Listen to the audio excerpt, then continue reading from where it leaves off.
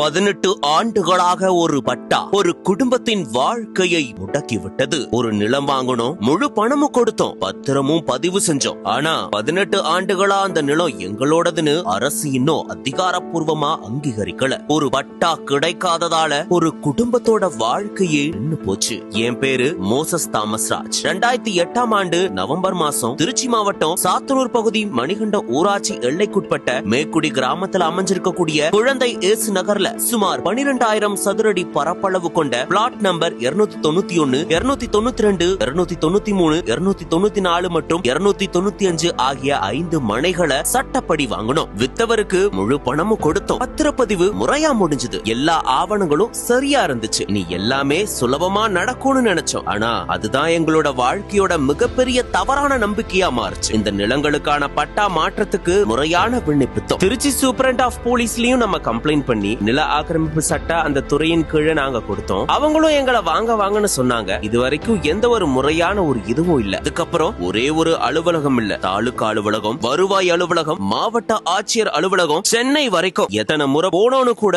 நினைவுல இல்ல. ஒவ்வொரு முறையும் ஒரு புது காரணம். நாளைக்கு வாங்க, அடுத்த வாரம் வாங்க, இன்னொரு அதிகாரிய பாருங்க அப்படின்னு சொல்லியே ஆண்டுகள் ஓடிடுச்சு. 1 வருஷம், 5 வருஷம், 10 வருஷம், இன்னைக்கு 18 ஆண்டுகள் ஆகுது. ஆனா இன்னமும் திருச்சி மாவட்டம் மணிகண்ட ஊராட்சி எல்லைக்குட்பட்ட மேக்குடி கிராமம் குழந்தை ஏசு நகர்ல அமைஞ்சிருக்கக்கூடிய சுமார் 12,000 சதுரடி பரப்பளவு கொண்ட பிளாட் நம்பர் 291, 292, 293, 294 மற்றும் 295 ஆகிய நிலங்களுக்கான பட்டா எங்க பெயருக்கு மாற்றப்படவே இல்ல. என் மகளோட திருமணத்துக்காக இந்த சொத்தை பயன்படுத்தணும்னு நினைச்சேன். ஆனா முடியல. சொந்த பணத்துல வாங்கின நிலம் இருந்தோம், முறையா பத்திரப்பதிவு செஞ்சிருந்தோம். 18 ஆண்டுகளா அதை முழுமையா பயன்படுத்த முடியாத வேதனை இருக்கே. இதை விட ஒரு குடும்பத்துக்கு பெரிய துன்பம் இருக்க முடியுமா? ஒவ்வொரு மனுவும், ஒவ்வொரு பயணமும், ஒவ்வொரு நம்பிக்கையும் கடைசியில ஏமாற்றமா தான் முடிஞ்சது. நாங்க யார்கிட்டயும் சலுகை கேட்கல, யாரோடைய சொத்தையும் கேட்கல. நாங்க கேட்கறது எங்களோட சட்டப்பூர்வமான உரிமையை மட்டும்தான். இப்ப அந்த இடம் ரெட்டப்பதிவு அப்படின்ற தகவலும் கிடைச்சிருக்கு. அதுக்கான ஆதாரமும் எங்க கிட்ட இருக்கு. இந்த நிலைமை ரொம்பவே மோசமா இருக்கு. இந்த மாதிரி யாருக்குமே வரக்கூடாது. நண்பர்கள், உறவினர்கள்னு யாரையுமே நம்பி இடம் வாங்க வேணாம். நாங்க ரொம்பவே மன அழுத்தத்துக்கு ஆளாகி இருக்கோம். இந்த ரெட்டப்பதிவுனால